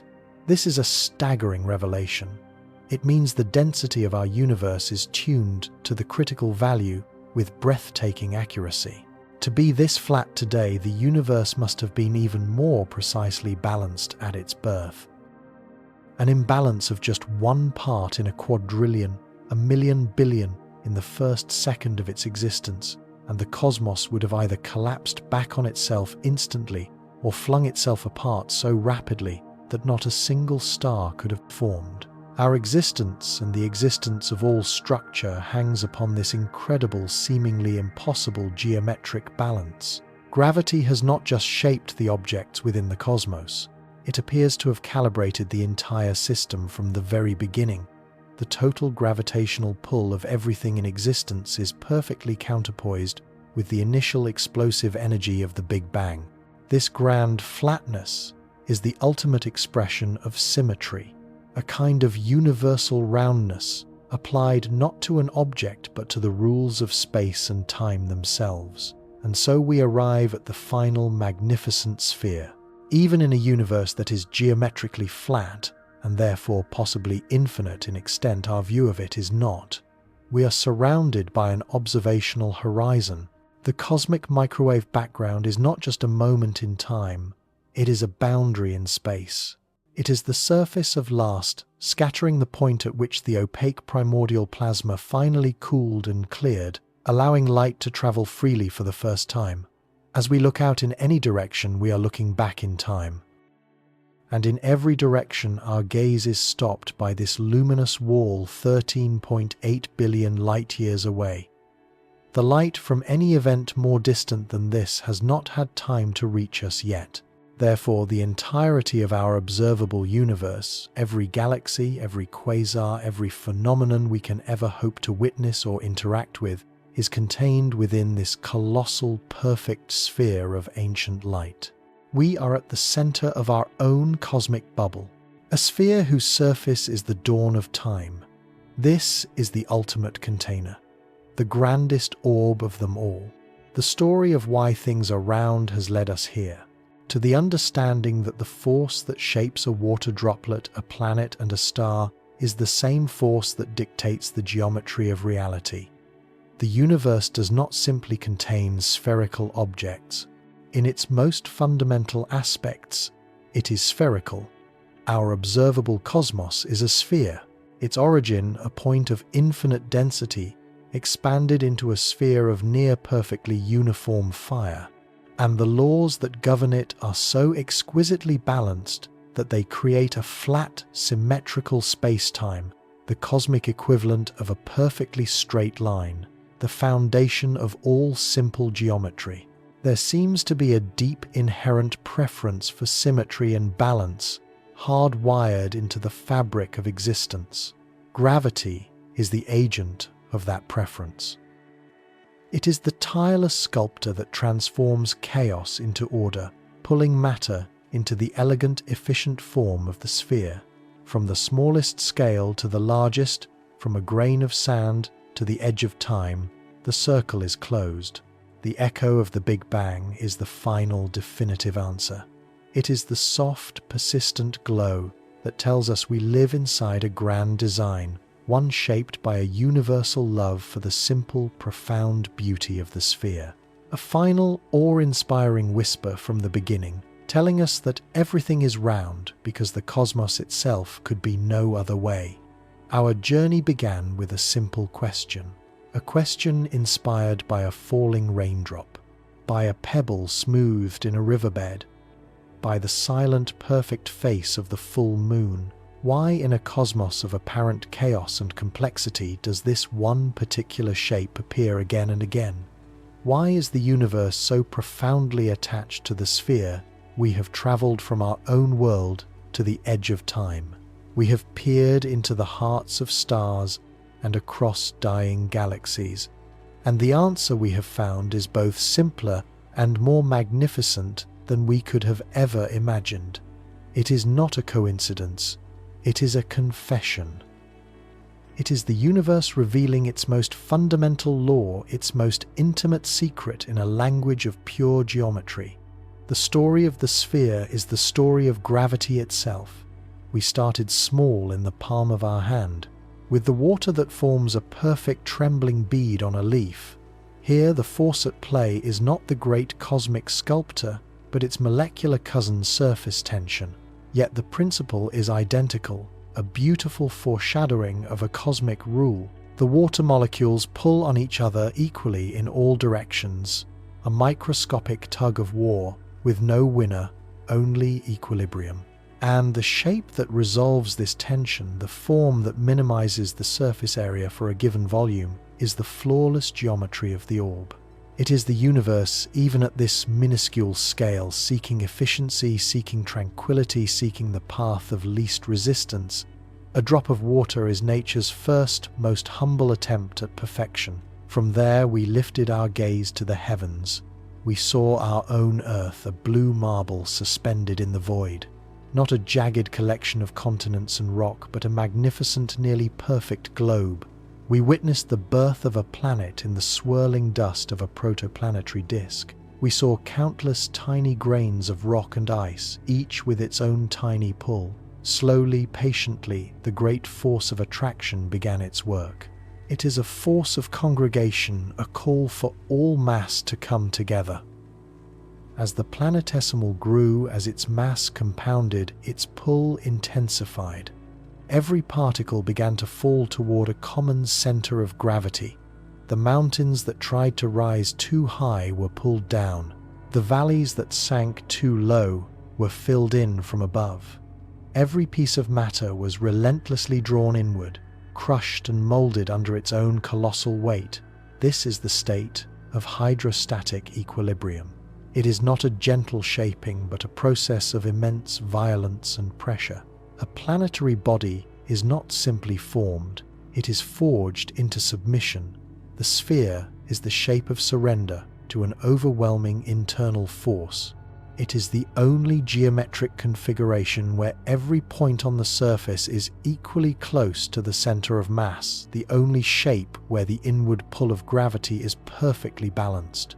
A planet is round, for the same reason a star is round.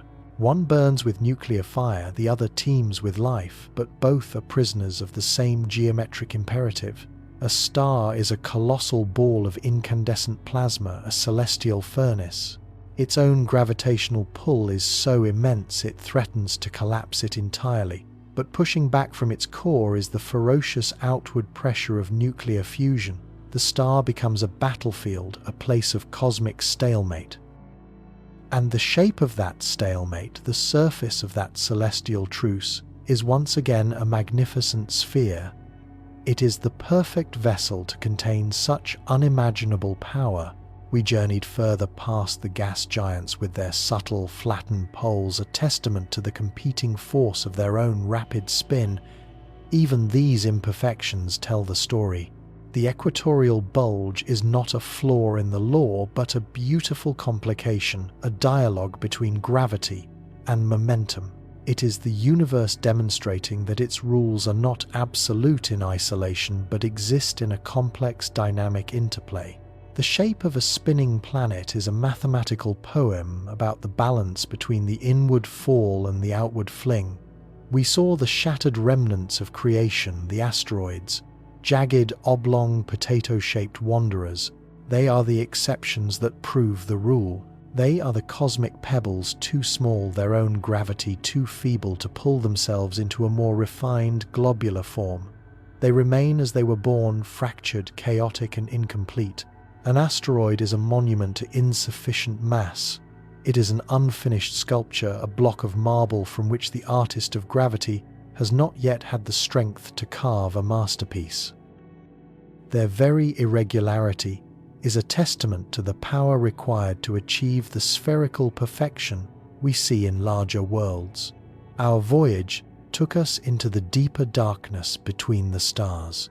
We witnessed the silent, ghostly globes of rogue planets cast out from their stellar systems to wander the galactic night alone. Even in their profound isolation, exiled from the light of a sun, they retain their form, a memory of the force that birthed them. We saw the spherical halos of dark matter, the invisible scaffolds upon which entire galaxies are built. We cannot see this substance, we cannot touch it, but we can map its gravitational influence. And what we find is that this mysterious dominant form of matter also gathers in immense, roughly spherical clouds. It is the gravitational skeleton of the cosmos, and it too adheres to the fundamental geometry of attraction. The visible galaxy, the beautiful spiral we see, is merely the light of stars and gas settling like sediment at the bottom of a vast, invisible, spherical ocean of dark matter. The spiral arms, the flattened disk, these are the details. They are the result of angular momentum of galactic collisions of the complex dance of billions of stars. But the foundational structure, the deep architecture of the galaxy, is governed by this same instinct for a centralized globular shape. Even here in the sprawling chaos of 100 billion suns, the ghost of the sphere is present, holding it all together. We pushed our understanding to the grandest of all scales, to the cosmic web, the foamy, filamentous structure of the universe itself. Here we see clusters of galaxies, superclusters gathered at the intersections of unimaginable filaments of matter. These clusters, the largest gravitationally bound objects in existence, are themselves massive, sprawling, roughly spheroidal collections. They are cities of galaxies drawn together over billions of years by the gentle, relentless, and inescapable pull of their mutual mass. The universe on its largest observable scale looks like dewdrops of light clinging to an invisible web. And each of those dewdrops, each of those galactic metropolises, is aspiring to the same state of equilibrium, the same gravitational peace treaty as a single drop of rain. From the smallest transient bead of water to the most ancient colossal cluster of galaxies, the law is the same. The scale changes, the materials are different, the timeline is stretched from a fraction of a second to the age of the cosmos itself. But the fundamental principle, the geometric consequence of attraction, remains. The universe is singing the same song in a million different octaves. So we must finally ask the deepest question: why this shape? Why is the sphere the universe's chosen form for equilibrium? The answer lies in one of the most profound concepts in all of physics, the tendency for everything to settle into its lowest possible energy state. Energy is a currency the universe spends with extreme reluctance. It is fundamentally efficient, profoundly lazy. A system with excess energy is unstable. It is agitated. It is temporary. Imagine holding a rock high in the air. It has potential energy. It is unstable. The moment you let go, gravity takes over.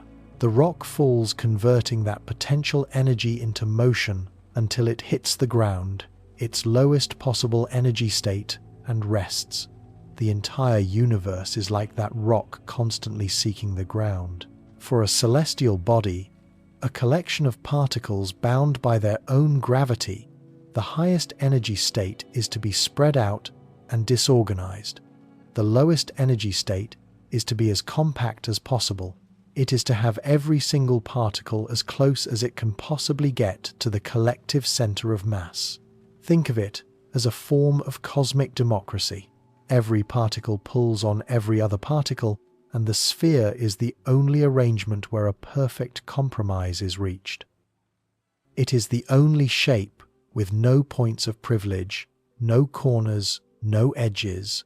Every location on its surface is identical to every other. It has the smallest possible surface area for the volume it contains, meaning the gravitational potential energy of the entire system is at an absolute minimum. A sphere is not just a shape, it is a state of peace. It is gravitational rest. It is matter that has finished falling. It is the ultimate expression of cosmic stability. This single, elegant observation that things in the universe are round is not a trivial piece of celestial trivia. It is a key that unlocks a profound understanding of how reality works. It tells us that the laws of physics are universal. The same force that holds you to your chair is the force that molds stars and holds galaxies together. There are not separate rules for Earth and for the heavens. There is one set of laws, and they are written everywhere. It shows us that the universe is governed by principles of elegance and economy. Nature does not waste effort. It finds the simplest, most stable solution. The perfection of the sphere is a reflection of the perfection of the underlying laws. It gives us a tangible, visible confirmation of invisible forces. We see a planet and we are truly seeing the shape of its gravity, well, the geometry of its influence on the fabric of space-time itself. According to Einstein, mass does not just pull on other mass, it curves the very reality around it. A star or a planet creates a divot in the cosmic fabric, and from our perspective, that divot, that depression in space-time is a sphere. We are seeing a wrinkle in the geometry of existence. As our exploration draws to a close, we return to where we started. Here, in a world of jagged mountains, chaotic coastlines, and sharp edges, it is a world that seems to be anything but round. But now we see it with new eyes. We understand that the irregularities of our world are just a thin veneer. They are the beautiful, temporary froth on the surface of a deep, calm ocean. The highest mountain on Earth is an insignificant wrinkle on the majestic curved surface of our planetary home. Our world is a testament to the ongoing battle between forces, the inward crush of gravity versus the outward push of geology and life. But we know which force will ultimately win. Over eons, erosion will wear the mountains down. The planet's own mass will pull everything closer to the center. Our world is on a slow, inexorable journey toward greater and greater perfection. Look up at the night sky. Every point of light you see is either a sphere of burning gas or a distant galaxy whose stars are all held in orbit around a common central gravitational point. The moon, a silent, pockmarked globe, is a history book of impacts that failed to shatter its fundamental form. The planets, our wandering celestial siblings, trace their curved paths, their elliptical orbits, another consequence of the same force. The universe is a place of circles, of cycles, of orbs and orbits. It is a grand geometric dance, choreographed by a single silent partner. This is not a coincidence. It is the signature of our cosmos. It is the evidence of a universe governed by laws that are consistent, predictable, and profoundly beautiful. To understand why the universe is round is to understand that we do not live in a place of arbitrary chaos. We inhabit a cosmos of deep underlying harmony, a reality where the shape of a single star and the structure of our entire existence are born from the same elegant, inescapable truth. The sphere is gravity's autograph written across the fabric of space and time, a silent, ever-present reminder of the simple, powerful, and beautiful laws that brought us all into being.